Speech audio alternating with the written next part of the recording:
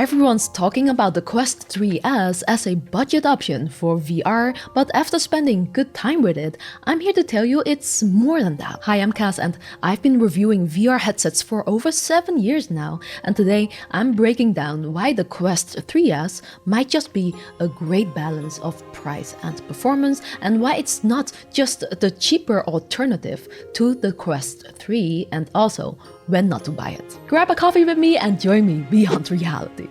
Alright, before we dive into the details, let's quickly recap what the Meta Quest 3S is all about for anyone who's new here. The Quest 3S is often labeled as the budget version of the Quest 3, but that doesn't tell the whole story. It's not designed to replace the Quest 3. Instead, think of it as a refined version of the Quest 2, filling an important gap between these two headsets. The Quest 3S will begin shipping on October 15, starting at $300 for the 128 gigs version and $399 or $400 for the 256 gigs version, offering great value for those who want a powerful VR experience without paying the premium price of the Quest 3, which starts at $500 for the 512 gigs version. Right now, it also includes 3 months of Meta Quest Plus and the game Batman Arkham Shadow, which is an amazing game by the way, for free with your purchase,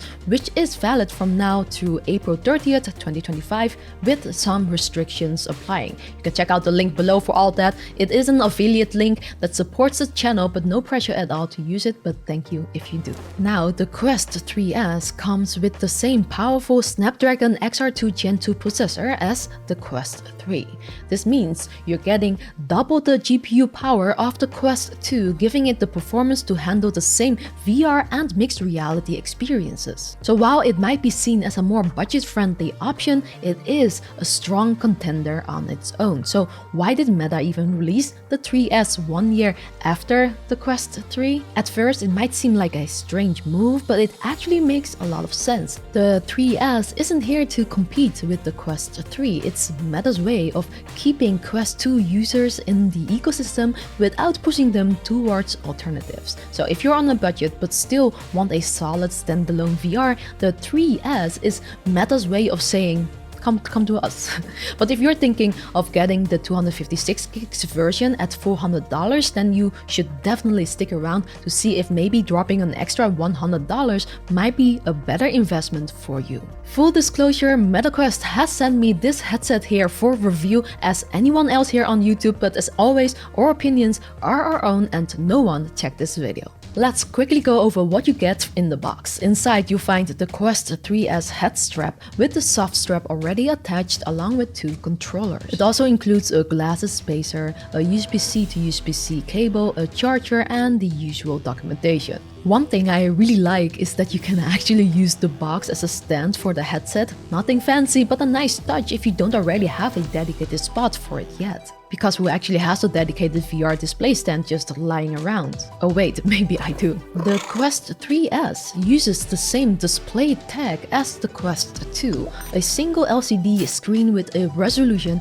of 1832 x 1920 per eye with 20 pixels per degree. It supports refresh rates of 72, 90 and 120 Hz. The Quest 3 has a better resolution at 2064 x 2208 pixels per eye with 25 pixels per degree. So yes, Q3 is sharper than 3S. However, here's where things get interesting. Since the Quest 3S has the same system on a chip as the Quest 3, the display performs solidly in day-to-day use. The graphics are as good looking as the 3 thanks to the BVR's GPU, it's just that the visuals themselves, so what you're actually seeing through the lenses, are limited by the older optical stack. Unlike the Quest 3, which uses pancake lenses, the 3S sticks with the older Fresnel lenses, which have a few disadvantages, like having a smaller sweet spot where everything looks its sharpest in the center and outside of it, it isn't. So yes, if you compare the 3S with 3, the graphics on the 3S is less sharp and there is more blurriness around text. I can also confirm now after trying it more that you will see some glare, especially in high contrast scenes, think bright text on a dark background. For me, that's mostly noticeable when watching movies, but it's not a deal breaker. Honestly, you get used to it after a while. As for adjusting the IPD, it's the same as the Quest 2, where you've got 3 preset positions at 58, 63 and 68mm. You can only set them at these positions using your hands. Unlike with the Quest 3, where you can actually manually slide the lenses left or right to match your eyes completely. So this is not great, but it should work well enough for like 95% of users, as it should accommodate a range of 56 to 70mm. But I do not think this helps the blurriness in the Quest 3S at all. But the colors are decent. They actually look the same to me as Quest 3. Blacks aren't as deep as you would get on OLED on both devices, but overall the colors and contrast look good enough for me. The marketed field of view is 96 degrees horizontally and 90 degrees vertically, and after measuring it myself, this is what I got. Take a look at the screen.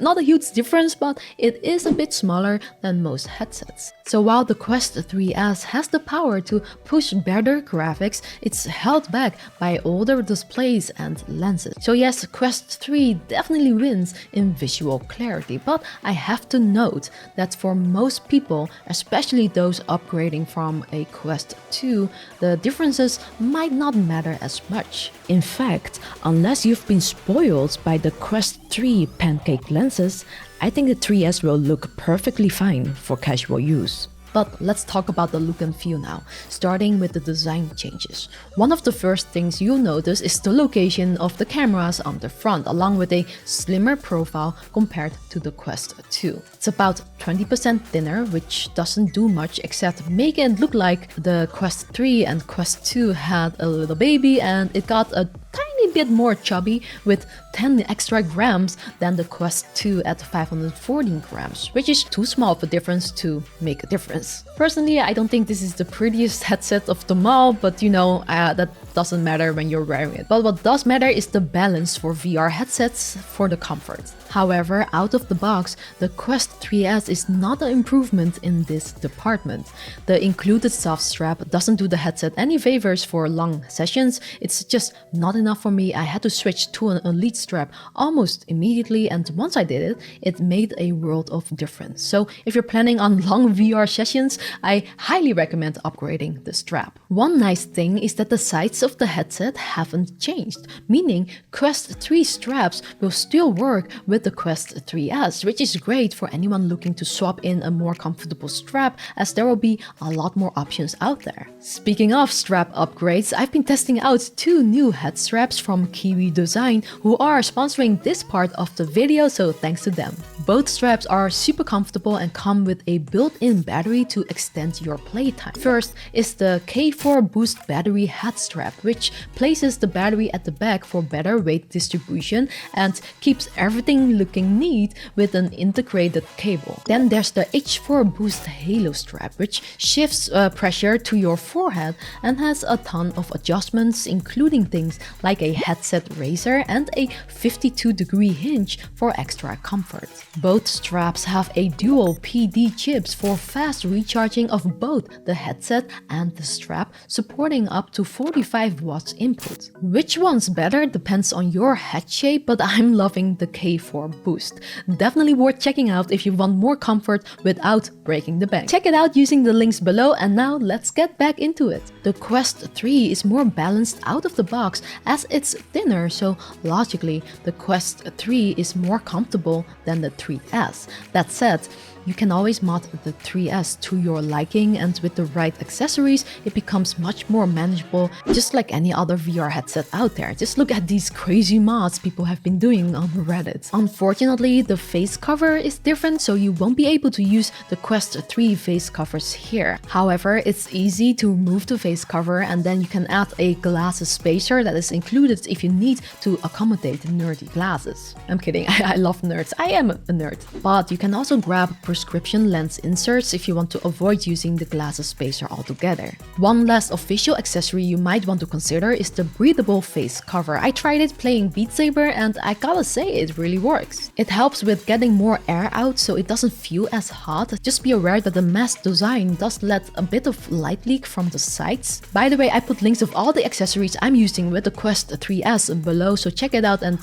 leave me a like if you like this video so far while you're at it. Now onto one of the most fun parts, gaming and app performance. When it comes to raw power, the 3S does as good as a job as the 3, so you're not sacrificing anything.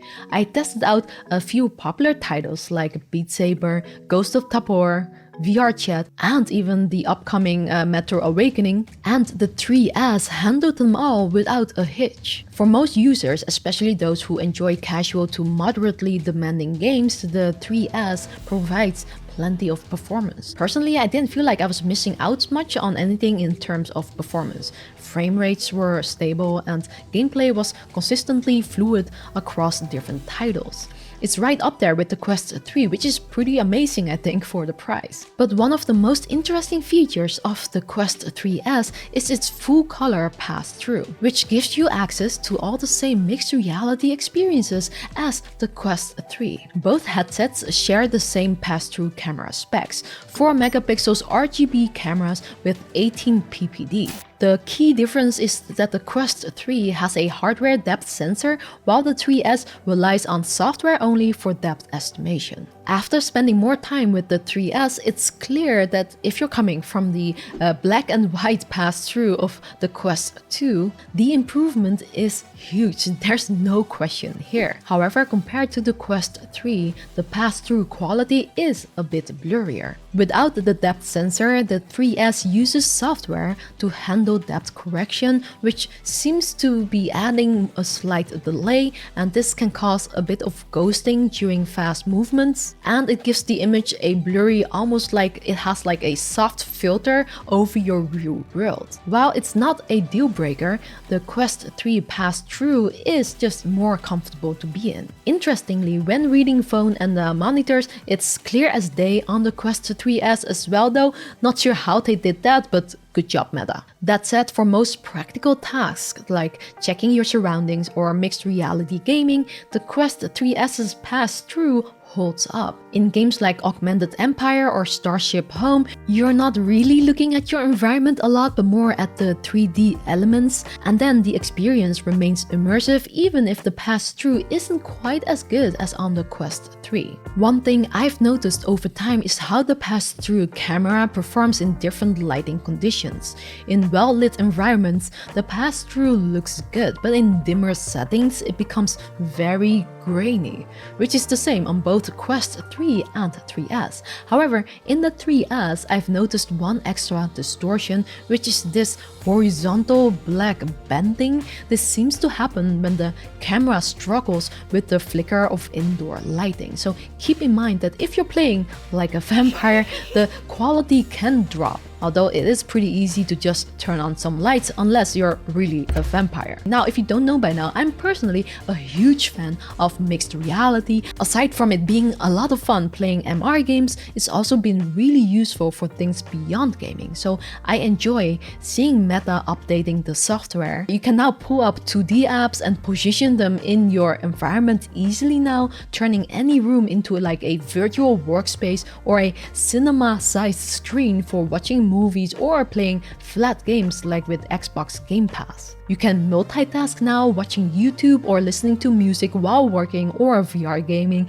It just adds a lot of versatility, especially at this price point. And I think it could encourage more people to explore VR and MR, which is great for the industry overall. The controllers on the Quest 3S are the same as the Quest 3. They're ergonomic, light and comfortable, with each one powered by a single AA battery, which is included by the way. They fit well in the hand and perform reliably across all types of games and apps, no complaints here. Another strong point is tracking. The Quest 3S uses the same system as the Quest 3, so thanks to Meta's years of improvement tracking prediction software, And the inside-out tracking sensors, the Quest 3S keeps up well with fast movements, making it great for high-action games like Beat Saber or Supernatural. I haven't noticed any tracking issues aside from the usual things that you do get from inside-out tracking. Everything just works smoothly and responsively. Hand tracking on the Quest 3S feels the same as on the Quest 3.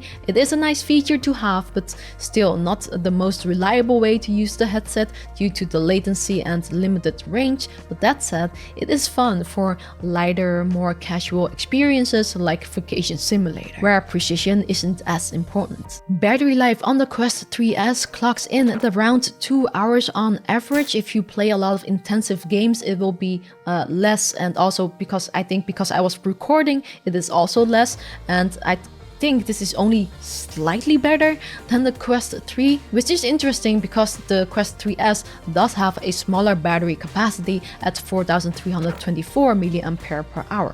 The older optical stack likely contributes to this as it's less power hungry. But you know, it is still enough for most casual sessions. But if you're like me, who sometimes realizes they've just spent 2 hours customizing my Matrix avatar, you might need that extra battery accessory. I know. The priorities. The Quest 3S comes with integrated speakers built into the sides of the headset, just like the Quest 3.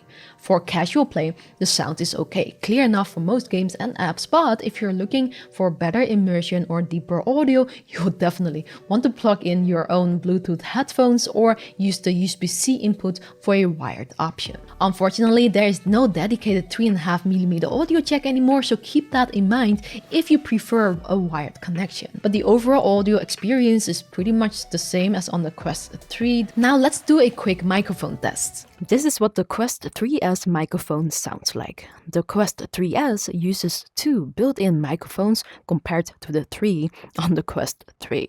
So the audio pickup might not be quite as good, but I think it sounds good. What do you think? Oh, and don't forget to subscribe to not miss out on more Quest 3S content. But how does the Quest 3S hold up in day-to-day VR life? First off, ease of use is a big plus here. The Quest 3S fits right into Meta's familiar ecosystem, so if you've used any of the previous Quest headsets, you'll feel right at home.